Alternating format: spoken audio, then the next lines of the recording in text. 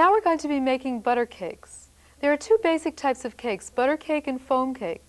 And this butter cake is the queen of butter cakes because it's made with all egg yolks.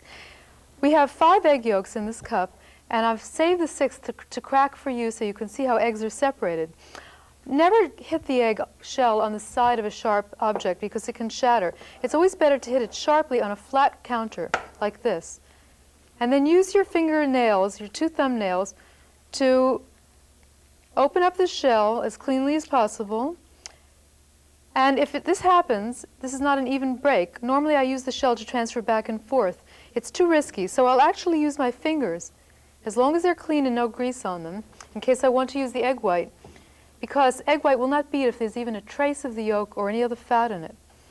Okay, we don't need the white for this cake, but you can freeze whites for over a year and use them for all other sorts of things. There's no change in the behavior. They'll even whip perfectly, unlike whipped cream that will not whip when it's frozen. So we have these 6 egg yolks, and I'm placing them in a bowl. And always scrape out the bowls cleanly because you'll throw off the whole ingredient ratio if you leave, say, a teaspoon of the egg yolk in.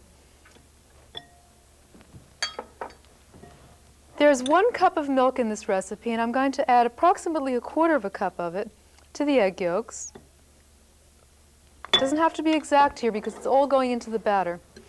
And then it's going to be whisked just to break up the yolks to make it incorporate more easily. And the 2 1/4 teaspoons of vanilla extract, pure vanilla extract, is being added at this point. Okay, now I'm going to set it aside and start by adding all the dry ingredients. 3 cups of sifted cake flour.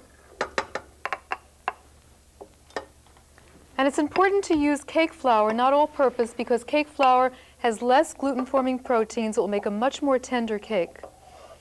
In addition to which, it's more finely milled.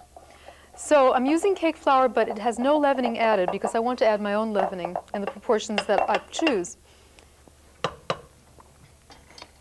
Now to the flour, I'm adding sugar.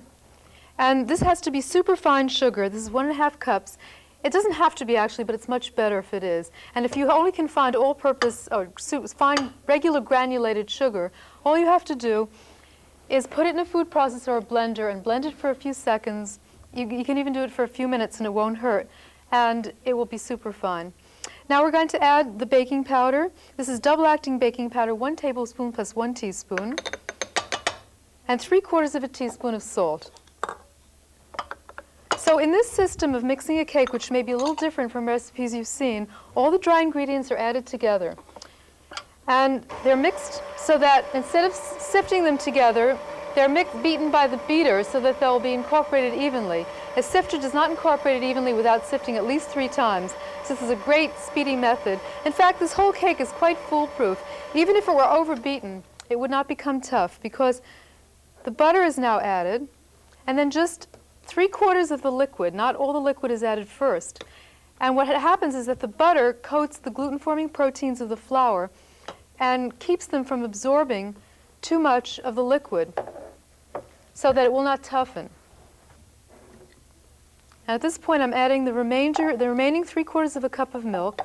And now, even if I should overbeat it, if I should answer the phone and forget I have my beater on, it's still going to be a wonderful cake. So I think that's very reassuring to know when you make a layer cake or a butter cake. When I start beating, I'm going to start on slow speed, but I'm going to take the additional precaution of covering it with some plastic wrap, because that way it won't jump out at me. Especially, I don't want to lose any of my baking powder because it will throw off the way the cake rises. See, even I didn't hold the sides and just a little bit came out, but luckily it was very minute.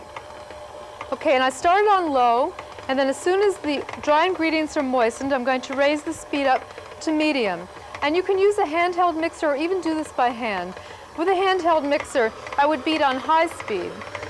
And I'm beating this for 1½ minutes. At this point, my oven, by the way, should be preheating because the cake must go into a 350-degree oven, and it must be hot and fully preheated before it goes in. Oven temperature is very important to baking of cake. So while this is beating for 1½ minutes, I'm going to show you how to make a chocolate version of a butter cake. All you need is the Dutch processed or non-alkalized cocoa. You can use either one. And here I have some boiling water, and I'm going to add it to my cocoa. 1/4 of a cup plus 3 tablespoons of cocoa and 2/3 of a cup of boiling water, and that will dissolve the cocoa.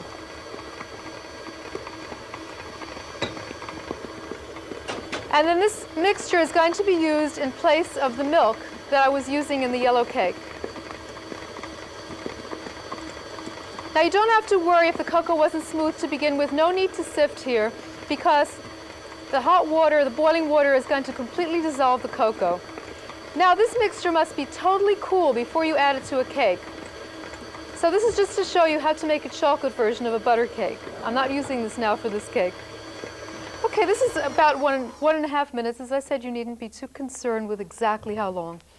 Scrape down the sides because a great deal of the flour in the early stages has jumped to the sides of your bowl. So scrape it down. Using a spatula is the easiest way to do it. And now I'm going to add the yolk and milk and vanilla mixture in 3 parts so it incorporates evenly. And this is going to give me a wonderful, fine-textured, buttery, dissolving cake. In fact, this cake is so delicious you don't really need to even ice it. I start on low speed and add just approximately 1/3 the amount. And now I'm going to raise the speed gradually to medium and beat for 20 seconds. We'll just do it approximately. 1 and 2 and... And you'll see that the batter is very, very smooth and it's very thick. A thin batter means that it's going to be a very heavy cake because it means that it has a lot of liquid in it and it won't rise and be nice and light. So you want a very thick, nice batter, and the egg yolks, not only do they give it a wonderful rich color, but they also give it an exceptionally good flavor. If you want, you can use a whole egg in the place of every 2 yolks. And the cake will come out just fine. Maybe if you tasted the 2 side by side, you would see that it was just a shade less tasty to use the whole egg. But for economy, if you don't have use for egg whites for another purpose, it's fine to do that too. Okay, so this is another 20 seconds. And your batter is completed.